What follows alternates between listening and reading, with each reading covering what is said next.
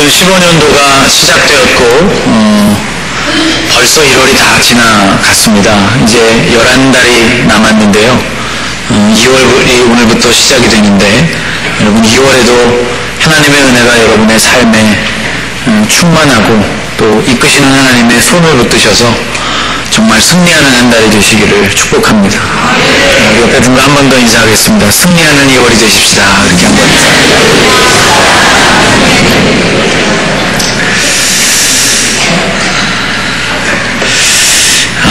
이런 말이 있습니다. 눈에 콩깍지가 씌었다. 그런 말이 있죠. 웃으시는 분들 계신 거 보니까 경험들이 있으신 것 같으네요. 삼자가 볼 때는 별로인데 자기들끼리는 죽고 못 사는 경우를 일컫는 말입니다. 상대방이 무엇을 해도 좋아 보이고 사랑스러워 보이는 현상인데요. 실은 이렇게 심각한 단계에 사실 들어서지 않으면 결혼 자체가 힘든 것이죠. 결혼이 신비인 이유가 이것이지 않나 그런 생각을 해봅니다. 서로에게 이렇게 깊이 빠지지 않는다면 또 어떻게 행복하겠습니까? 여러 가지 조건을 찾는 오늘날 하나님이 예비하신 짝에게 특별히 결혼 미혼인 우리 젊은이들 그렇게 콩깍지가 씌이기를 축복합니다. 여러분 좋은 것이든지 나쁜 것이든지 무엇이든지 우리의 눈을 가리고 멀게 할 수 있다. 그런 말씀을 오늘 좀 함께 묵상해 보려고 합니다. 오늘 본문에도 그렇게 눈먼 한 사람의 이야기를 들려주고 있습니다. 바로 발람이라는 선지자의 이야기인데요. 이스라엘이 아주 무서운 기세로 출애굽 행진을 진행하던 때의 이야기입니다. 모압을 다스리고 있었던 발락이라는 왕이 이스라엘이 무서운 속도로 진군해 오고 있고 그들이 가는 모든 곳에서는 승리가 거두어지고 있고 그리고 패배한 모든 족속들은 다 도륙을 면치 못하고 사망에 이르게 된다는 무서운 소문을 듣게 됩니다. 그래서 발람이라는 선지자를 불러서 이스라엘을 저주하려는 계획을 세우죠. 발람이라는 사람은 부돌 출신의 선지자였습니다. 그래서 발락왕은 2번씩이나 사신들을 발람에게 보내어서 결국 발람을 초청해 오는데 성공합니다. 그런데 그가 꾸민 이 저주의 모든 전략이 모두 다 수포로 돌아가고 맙니다. 왜냐하면 이스라엘이 하나님의 백성이었기 때문이죠. 하나님의 이름으로 하나님의 백성을 저주하는 일, 그것을 하나님이 허락하실 리가 없었기 때문입니다. 발람이 마음을 먹고 이스라엘을 저주하려고 할 때마다 그에게 임한 감동은 오히려 이스라엘을 향한 축복이었음을 우리는 민수기를 통해서 보게 됩니다. 오늘 읽은 이 성경 본문은 모압 왕에게로 가는 발람의 여정을 그리고 있는 그런 장면입니다. 발람은 나귀를 타고 모압의 고관들을 따라갔다고 기록되어 있습니다. 그런데 그가 탄 그 나귀가 길에서 벗어나서 밭으로 들어가게 됩니다. 채찍질을 해서 나귀를 다시 길로 몰았지만 이번에는 나귀가 담벼락으로 바싹 붙게 됩니다. 이 나귀 등에 타고 있었으니 옆으로 발이 이렇게 늘어져 있었을 텐데 나귀의 몸이 담벼락으로 붙게 되니까 발이 짓눌리고 만 것이죠. 다시 채찍질을 해서 나귀를 몰려고 했지만 나귀가 이번에는 아예 주저앉아 버리고 맙니다. 화가 난 발람이 지팡이로 자기의 나귀를 때리기 시작했습니다. 바로 그때 아주 놀라운 일이 벌어졌습니다. 나귀가 말을 하기 시작한 것이죠. 사실 나귀가 이런 이상한 행동을 한 데에는 다 이유가 있었습니다. 왜냐하면 발람이 가고 있는 그 길 한복판에 여호와의 사자가 칼을 빼어들고 그 길에 서 있었기 때문입니다. 아마 나귀가 아니었다면 발람은 죽음을 면치 못했을 것입니다. 이상한 점은 왜 처음부터 발람은 하나님의 사자를 볼 수 없었느냐 하는 것입니다. 여러분, 발람이 누구였습니까? 그는 선지자였습니다. 하나님으로부터 말씀을 듣는 사람, 영적으로 하나님과 교류하는 사람, 영적인 눈이 열려있는 사람, 그가 바로 하나님의 사람, 선지자였던 것이죠. 그러나 그의 눈이 다 닫혀 있어서 하나님이 그의 눈을 직접 열어주시기 전까지 그의 눈은 꼭꼭 닫혀 있었다고 말씀이 기록하고 있습니다. 31절 말씀이 이렇게 기록하고 있죠. 우리 같이 한번 읽겠습니다. 그때 여호와께서 발람의 눈을 밝히시매 여호와의 사자가 손에 칼을 빼들고 길에 선 것을 그가 보고. 자, 여러분, 무엇이 발람의 눈을 멀게 한 것일까요? 누가복음 24장으로 가보면 엠마오로 가는 두 명의 제자 이야기가 등장합니다. 예수님이 그 두 사람과 함께 동행하시면서 이야기도 나누고 그 길을 오랫동안 함께 걸어가셨지만 그들과 함께하고 있는 그분이 예수님인지를 알아보지를 못했습니다. 성경에 보니까 그 이유가 그들의 눈이 가리워져 있었기 때문이라고 기록하고 있습니다. 누가복음 24장 16절입니다. 같이 읽겠습니다. 그들의 눈이 가리워져서 그인 줄 알아보지 못하거늘. 자, 이런 뜻이죠. 무엇인가가 그들로 하여금 그들의 눈을 가리워서 그들의 눈을 덮어버려서 부활하신 주님인 줄을 알아보지 못하게 만들었다는 뜻입니다. 자, 이들의 눈을 가린 것이 무엇일까? 성경 말씀을 계속 읽다 보면 그것이 바로 불신앙이었다는 것을 알게 됩니다. 주님이 늘 말씀하셨던 죽으심과 부활, 사흘 만에 내가 다시 살아나게 될 것이라는 부활에 대한 예수님의 말씀을 믿지 못하는 마음 때문에 그들의 마음의 눈이 닫히게 되었고 영적인 눈이 멀어버리고 말았다는 것이죠. 그래서 예수님이 이 두 제자를 이렇게 책망하셨습니다. 이르시되 미련하고 선지자들이 말한 모든 것을 마음에 더디 믿는 자들이여. 자, 한번 따라해 보실까요? 미련하고 선지자들이 말한 모든 것을 마음에 더디 믿는 자들이여. 네, 여러분, 우리의 마음에 주님이 말씀하신 것에 대한 믿음이 사라져버릴 때 우리의 영적인 눈이 닫힐 수 있음을 깨닫게 됩니다.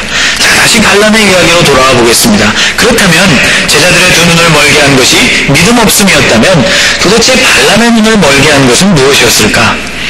오늘 본문이 위치해 있는 같은 장 7절 말씀을 보면 모압 왕이었던 발락이 발람 선지자에게 사자들을 보내는 장면이 기록되어 있습니다.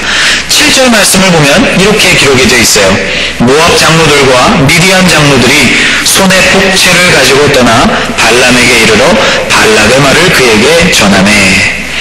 복채, 여러분 복채가 뭔지 아시죠? 가슴이 뜨끔하시는 분들이 계신지도 모르겠습니다. 복채는 점치는 사람들이 점치는 대가로 치르는 비용을 말합니다.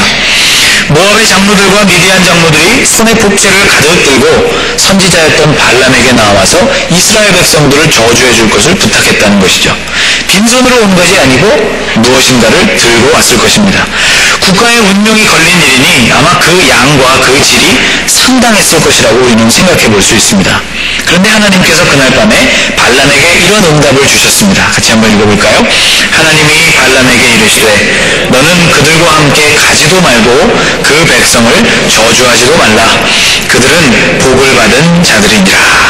아멘. 한번 따라해 보십시오. 그들은 복을 받은 자들이니라. 아멘. 여러분, 하나님께서 복 주시려고 택정한 사람들, 하나님의 사람으로 인침을 받고 하나님의 소유로 확정된 사람들, 그들에게는 아무리 저주하는 말들이 들려지더라도 그것이 임하지 않는 법입니다. 주님이 그들을 지키시고 붙드시기 때문이죠. 이들은 하나님의 백성이니 복을 받은 하나님의 사람들이니 그 백성을 저주할 생각일랑 말하라. 하나님이 그런 응답을 주셨습니다. 발람이 사신들을 돌려보내죠. 아마도 아쉬운 마음으로 그들을 돌려보냈을 것이라고 저는 생각합니다. 그런데 얼마 지나지 않아서 모압에서부터 훨씬 더 높은 관리들, 고관들이 오게 되었습니다. 아마도 더 많은 선물을 들고 그를 찾았을 것이 분명합니다. 그들이 발락의 말을 이렇게 전합니다. 16절 이하의 말씀을 보면 청하건대 아무 것에도 거리끼지 말고 내게로 오라. 내가 그대를 높여 크게 존귀하게 하고 그대가 내게 말하는 것은 무엇이든지 시행하리니 청하건대 와서 나를 위하여 이 백성을 저주하라. 여러분, 얼마나 솔깃한 제안입니까? 그대가 내게 말하는 것은 무엇이든지 시행하리니. 여러분, 만약 여러분의 손에 누군가 백지수표를 쥐어주고 거기 여러분이 쓴 금액만큼 여러분에게 준다고 한다면 여러분 그 백지수표에 얼마나 되는 돈을 적으시겠습니까? 아마 머릿속에서 수많은 금액이 왔다 갔다 하실 것입니다. 모압왕 발락이 발람에게 이런 것을 제안한 것이죠. 내가 당신을 높여 존귀하게 만들어주겠다. 지위와 권세를 주겠다는 것이죠. 또 그대가 내가 요청하는 것은 무엇이든지 내가 그대에게 주겠다. 재물도 주겠다는 약속이었습니다. 재물과 부귀와 영화를 모두 다 주겠다는 제안이었죠. 그런데 발람은 일단 이것을 거절합니다. 참 잘했어요. 18절 말씀에 보면 이렇게 되어 있습니다. 발람이 발락의 신하들에게 대답하여 이르되, 같이 한번 읽어볼까요? 발락이 그 집에 가득한 은금을 내게 줄지라도 내가 능히 여호와 내 하나님의 말씀을 어겨 덜하거나 더하지 못하겠노라. 아멘. 그 집에 가득한 은금을 내게 다 줄지라도 내가 하나님의 말씀을 어겨서 그것을 덜하거나 더하지는 못한다. 그렇게 대답을 했습니다. 그런데 19절 말씀을 보면 이렇게 잘한 대답 뒤에 한마디를 더 덧붙이게 됩니다. 19절에 이렇게 기록되어 있어요.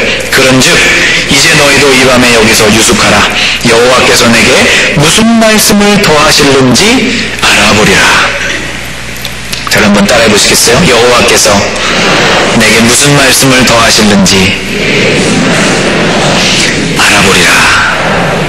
예, 여러분 이 말이 무슨 뜻인지 아시죠? 발람의 말을 잘 살펴보면 이런 뜻입니다. 하나님께서 혹 나에게 무슨 말씀을 더하실지도 모르니, 처음에 이 이스라엘 백성들은 하나님의 축복을 받는 백성이니 저주할 생각일랑 말하라 하는 그 말씀에 덧붙여서 또 다른 무슨 말씀을 혹시나 하시지는 않을까 기다려보라는 그런 말이었습니다. 사실 속으로는 하나님께서 좀 처음과 다른 말씀을 해주셨으면 좋겠다고 생각을 했던 것이죠. 발람의 눈을 멀게 한 것, 발람이 굴복하고 만 것은 그의 눈앞에 있었던 여러 가지 유혹, 재물과 명예와 권력의 유혹이었던 것입니다. 결국 발람은 그들을 따라 길을 나서게 되었고, 나귀 덕분에 잠시 목숨을 건지기는 했지만 결국 이스라엘 백성들이 모압을 완전히 정복하게 되는 날 발람도 그들의 칼에 목숨을 잃게 되는 것을 우리는 성경에서 볼 수 있습니다. 발람의 눈을 멀게 한 것, 그것은 재물, 명예, 권력에 대한 욕심, 유혹이었다는 것이죠.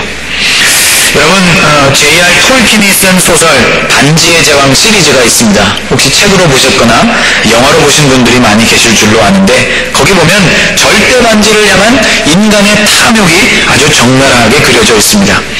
그 반지를 갖게 되면 세상의 모든 권력을 주게 되는 힘을 갖게 되기 때문에 모두가 하나같이 그 반지를 탐하지만, 그러나 악한 힘이 깃들어 있는 반지이기 때문에 그것이 마땅히 파괴되어야 한다는 것에 모든 사람들이 일치를 보입니다.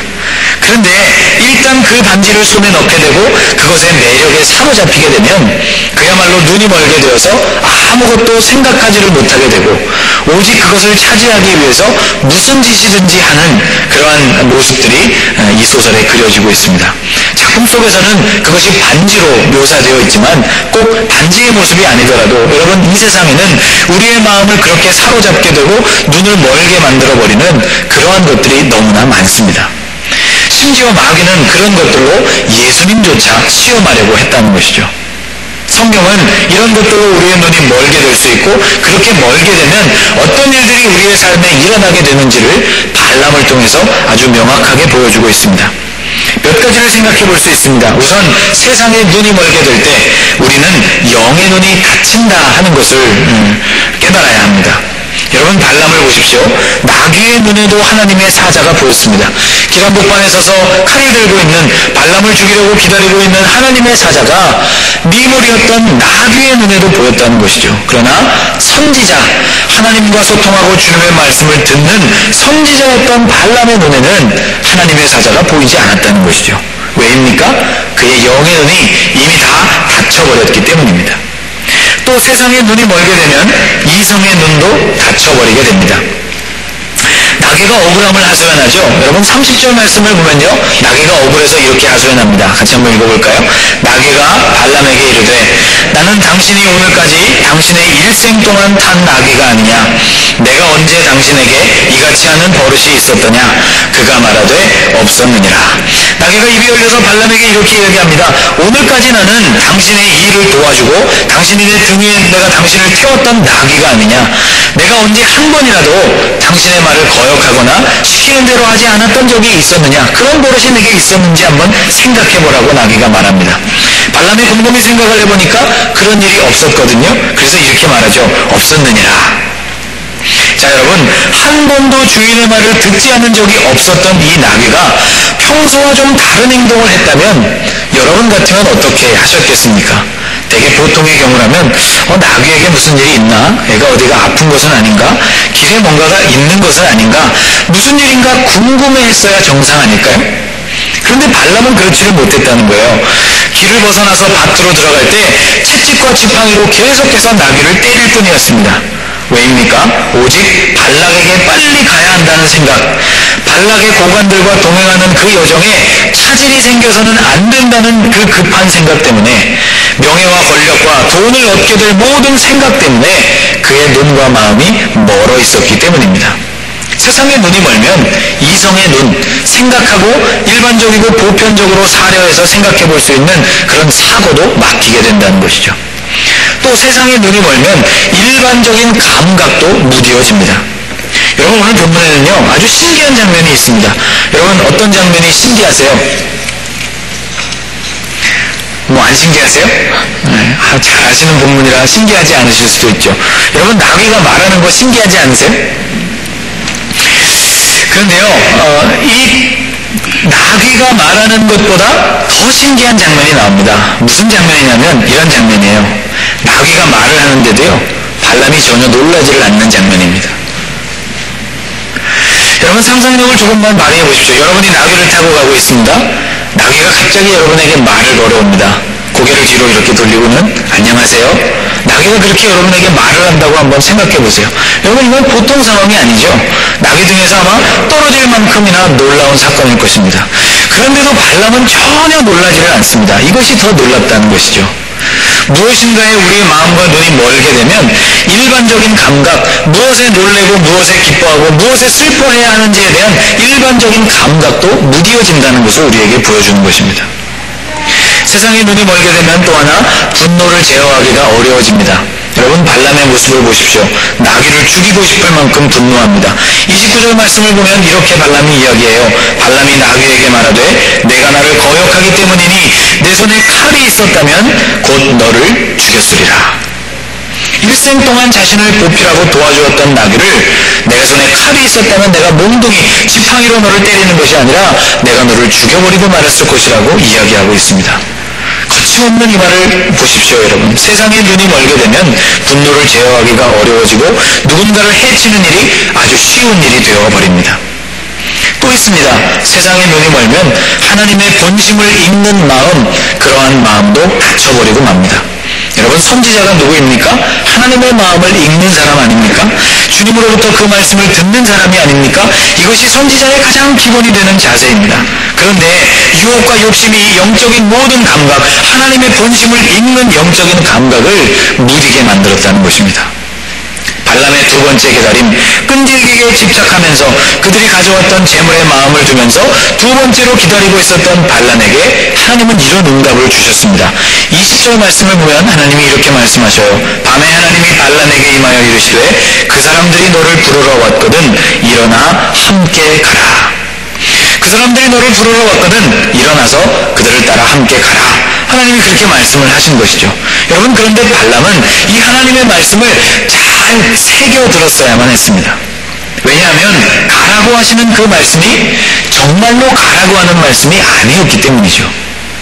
여러분, 22절 말씀을 보면 이렇게 되어 있어요. 그가 감으로 말미암아 하나님이 진노하심으로. 아니, 여러분, 하나님이 변덕쟁이이십니까? 20절에서는 그들이 너를 부르러 왔거든 일어나 함께 가라고 말씀하시고, 곧 22절에는 그가 하나님의 말씀대로 일어나서 감으로 말미암아 하나님이 진노를 하셨다니 하나님은 이랬다 저랬다 하시는 분인가? 라고 생각할 수 있겠지만 그것이 아닙니다. 여러분, 하나님의 마음, 그 마음에 실제로 주님이 품고 계시는 뜻이 무엇인가 하는 하나님의 마음, 그 본심을 읽는 것에 발람이 실패했기 때문입니다. 오늘 새벽에 읽은 예레미야가 3장 말씀에 보면 이런 말씀이 등장합니다. 3장 33절 말씀인데요. 같이 한번 읽어볼까요? 주께서 인생으로 고생하게 하시며 근심하게 하심은 본심이 아니시로다. 제가 한 번 더 읽겠습니다. 주께서 인생으로 고생하게 하시며 근심하게 하심은 본심이 아니시로다. 바벨론에 끌려간 이스라엘 백성들이 고통당하고 거기서 핍박을 받고 그리고 근심과 염려에 휩싸여서 살아가는 것, 그것이 하나님이 원래 의도하시는 하나님의 본심이 아니었다는 것이죠. 하나님의 본심, 이것을 아는 일은 대단히 중요합니다. 이스라엘 백성들은 하나님의 그 본심을 오해했어요. 이렇게 오해했어요. 하나님이 작정을 하시고 우리를 바벨론으로 보내셔서 우리에게 괴로움을 더 가중시키시는구나 라고 하나님의 본심을 오해했다는 것입니다. 그러나 실은 하나님의 본심은 재앙이 아니라 심판이 아니라 평강이었고 또 복이었다 하는 것을 예레미야 29장 11절 말씀에서 이렇게 말씀하십니다. 제가 한번 읽어보겠습니다. 여호와의 말씀이니라.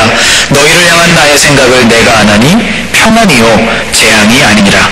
너희에게 미래와 희망을 주는 것이니라. 여러분, 이것이 우리를 향하신 하나님의 본심입니다. 주께서 인생으로 고생하게 하시고 근심하게 하시고 어려움에 빠지게 하시는 것, 하나님이 나를 골탕 먹이시려고 하시나 보다. 그것이 하나님의 본심이 아니고 하나님이 우리를 향한 생각과 주님의 본심은 평안이요 재앙이 아니요 미래와 소망을 우리에게 주시는 것, 이것이 하나님의 본심이라는 것이죠. 그러나 이스라엘 백성들이 죄에 눈이 멀게 되니 하나님의 본심을 읽는 일이 불가능해졌던 것입니다. 오늘 본문에 나오는 발람, 하나님의 사람이었고 선지자였던 그가 재물과 명예와 권력에 눈이 멀고 나니 하나님의 의도, 하나님의 본심을 읽어내는 감각을 잃어버리고 말았다는 것이죠. 하나님께서 무뎌진 그 닫혀진 눈과 마음을 밝히시고 나서야 발람은 하나님의 사자를 뒤늦게 볼 수 있었습니다. 그때 여호와께서 발람의 눈을 밝히시매 여호와의 사자가 손에 칼을 들고 길에 선 것을 그가 보고. 여러분, 열왕기하 6장을 보면 아람의 군사들이 이스라엘로 진격을 해와서 엘리사라는 하나님의 사람이 살고 있었던 성읍 도단성을 포위하는 장면이 기록되어 있습니다. 그 모든 성을 포위하고 그 모든 군사의 정보를 하나님이 주시는 지혜로 다 이스라엘에 알려서 하는 전쟁마다 다 패하는 것을 깨달은 아람의 군사들이 안 되겠다, 엘리사를 먼저 잡아야 되겠다 생각을 하고 엘리사가 머물고 있었던 도단성을 겹겹이 포위하게 됩니다. 아침에 엘리사의 사환이 일어나서 그 성 밖에 펼쳐진 풍경을 보게 되면서 그가 이렇게 말하죠. 내 주여, 이제 우리는 죽게 되었나이다. 엘리사의 사환이 그들을 보호하고 있었던 불말과 불병거를 볼 수 없었던 이유가 무엇일까? 그의 마음이 그 눈앞에 펼쳐진 광경을 통하여서 두려움과 불신앙으로 인하여 눈이 닫혀버렸기 때문이었습니다. 엘리사가 이 사환을 위하여 기도합니다. 하나님, 이 사환의 눈을 열어서 보게 하여 주옵소서.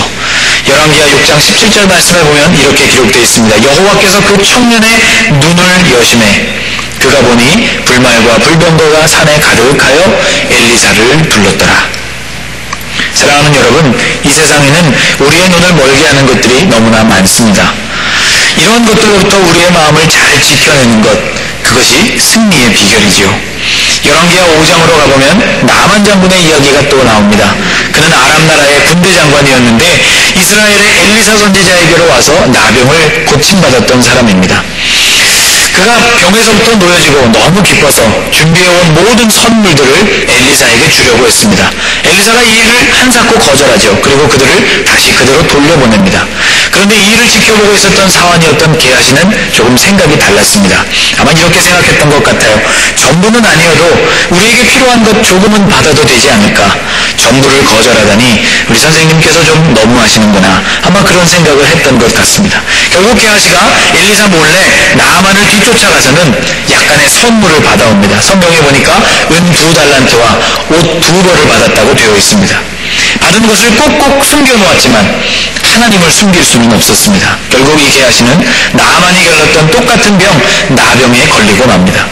엘리사가 게하시에게 이렇게 말합니다. 여러분, 우리의 가슴에 새겨야 할 말씀입니다. 같이 한번 읽겠습니다. 엘리사가 이르되 한 사람이 수르에서 내려 너를 맞이할 때에 내 마음이 함께 가지 아니하였느냐? 지금이 어찌 은을 받으며 옷을 받으며 감람원이나 포도원이나 양이나 소나 남종이나 여종을 받을 때이냐? 엘리사의 말이 우리의 가슴을 울립니다. 지금이 어찌 그런 것들을 받을 때이냐?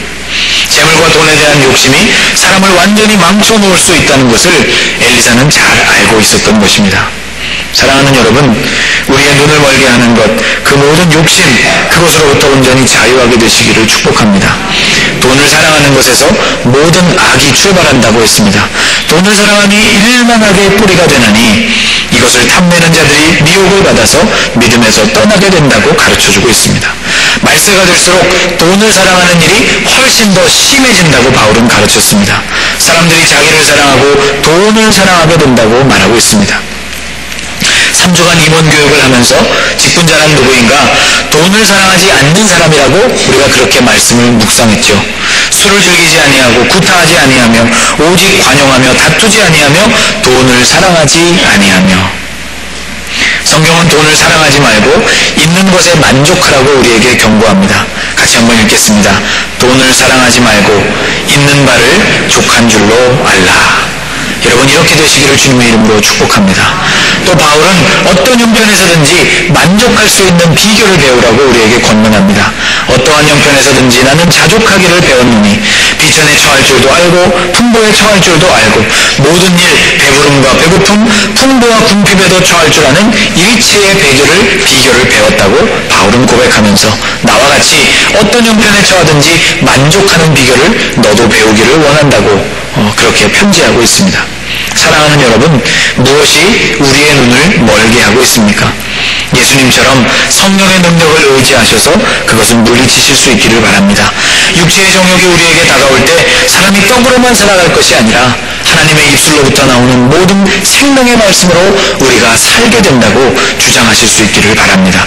천하만국과 그 영광으로 우리를 유혹하는 안목의 정욕, 이생의 자랑과 같은 유혹이 우리에게 다가올 때 주 너의 하나님만을 경배하고 다만 그를 섬기라는 말씀을 기억하면서 이러한 유혹들을 거절하시게 되기를 축복합니다.